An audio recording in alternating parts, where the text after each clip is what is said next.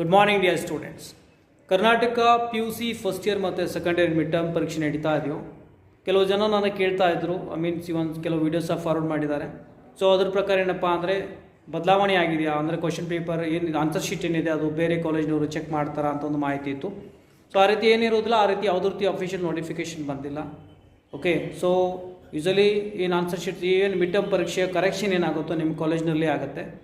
Okay, ಅದು ಬೇರೆ ಕಾಲೇಜಿನಲ್ಲಿ ಆಗುವಂಥ ಯಾವುದೇ ರೀತಿ ಬದಲಾವಣೆ ಮಾಡಿಲ್ಲ. ಆ ನಿರ್ಧಾರ ಮೊದಲೇ ಆಲ್ರೆಡಿ ಮೀಟಿಂಗ್ ಮಾಡಿ ಕೈ ಬಿಡಲಾಗಿದೆ ಒಂದು.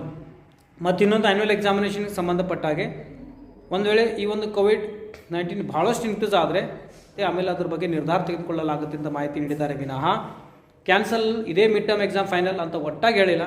ದಯವಿಟ್ಟು ಆ ರೀತಿ ಫೇಕ್ ನ್ಯೂಸ್ಗಳಿಗೆ ಯಾವುದೇ ರೀತಿ ನಂಬೇಡಿ. ಓಕೆ, ಅಫಿಷಿಯಲಿ ಯಾವುದೇ ರೀತಿ ಆ ರೀತಿ ಅನೌನ್ಸ್ಮೆಂಟ್ ಇಲ್ಲ. ಅದು ಮುಂಬರುವಂಥ ಅದಲ್ಲ, ಭವಿಷ್ಯದಲ್ಲಿ ಆಗುವಂಥ ಬದಲಾವಣೆ ಆಗ್ಬೋದು, ಆಗದೇ ಇರ್ಬೋದು. ಈಗ ನೀವು ಪರೀಕ್ಷೆ ನಡೆಯೋದಿಲ್ಲ, ಮಿಡ್ ಟರ್ಮೇ ಫೈನಲ್ ಅಂದ್ಕೊಂಡು ಅದೇ ರೀತಿ ಅಂದ್ಕೊಳ್ಬೇಡಿ. ಈ ಒಂದು ಆನ್ಸರ್ ಶೀಟ್ ಏನು ಮಿಡ್ ಟರ್ಮ್ ಪರೀಕ್ಷೆಯ ಕರೆಕ್ಷನ್ ನಿಮ್ಮ ಕಾಲೇಜಲ್ಲೇ ಆಗುತ್ತೆ, ಏನು ಬದಲಾವಣೆ ಒಟ್ಟಾಗಿಲ್ಲ. ಒಂದು ಹೇಳ್ತಾ ಇದ್ದೀನಿ, ಕನ್ಫ್ಯೂಸ್ ಆಗೋ ಅವಶ್ಯಕತೆ ಇಲ್ಲ. ಮತ್ತು ಆ್ಯನ್ಯುವಲ್ ಎಕ್ಸಾಮಿನೇಷನ್ ಸಹ ನಡೀತೆ. ದಯವಿಟ್ಟು ಆಗೋದಿಲ್ಲ ಅಂಥೇಳಿ ಏನಪ್ಪ ಅಂದರೆ ಓದೋದ್ರಲ್ಲಿ ಯಾವುದೇ ರೀತಿ ಕಡಿಮೆ ಮಾಡಬೇಡಿ. ಅದು ಮುಂದಿನ KCET ಆಗಲಿ, NEET ಆಗಲಿ, ಥಿಯರಿ ಎಕ್ಸಾಮ್ಸ್ ಸಂಬಂಧಪಟ್ಟ ಆಗಲಿ ಎಲ್ಲ ಪರೀಕ್ಷೆ ನ್ಯೂಸಲ್ಲಿ ನಡೆಸ್ತಾರೆ. ಆ ರೀತಿ ಏನಾದರೂ ಅಫಿಷಿಯಲ್ ನೋಟಿಫಿಕೇಷನ್ ಬಂದರೆ ಮಾತ್ರ ನಂಬಿ. ದಯವಿಟ್ಟು ಕೆಲವು ಫೇಕ್ ವೀಡಿಯೋಸ್ಗಳನ್ನು ಟ್ರಸ್ಟ್ ಮಾಡಿ ಓದೋದ್ರಲ್ಲಿ ಯಾವುದೇ ರೀತಿ ದಯವಿಟ್ಟು ಕಡಿಮೆ ಮಾಡಬೇಡಿ. ಇದೇ ರೀತಿ ನಿಮ್ಗೆ ಅಪ್ಡೇಟ್ ಮಾಡ್ತಾ ಇರ್ತೇನೆ. ಸೊ ಆಲ್ರೆಡಿ ನಾನು ಭಾಳಷ್ಟು ವೀಡಿಯೋ ಮಾಡಿದ್ರೆ ಮಿಡ್ ಟರ್ಮ್ ಎಕ್ಸಾಮ್ಗೆ ಸಂಬಂಧಪಟ್ಟಾಗಿ ಮುಖ್ಯವಾಗಿರುವಂಥ ಪ್ರಶ್ನೆಗಳಂತ ಹೋಗಿ ಅಪ್ಲೋಡೆಡ್ ವೀಡಿಯೋಸ್ ಕಡೆ ಚೆಕ್ ಮಾಡ್ಕೊಳ್ಳೋ ಅಥವಾ ಪ್ಲೇ ಲಿಸ್ಟಲ್ಲಿ ಸಹ ಚೆಕ್ ಮಾಡ್ಕೊಳ್ಬೋದು, ನಿಮಗೆ ಅವೈಲೇಬಲ್ ಆಗುತ್ತೆ.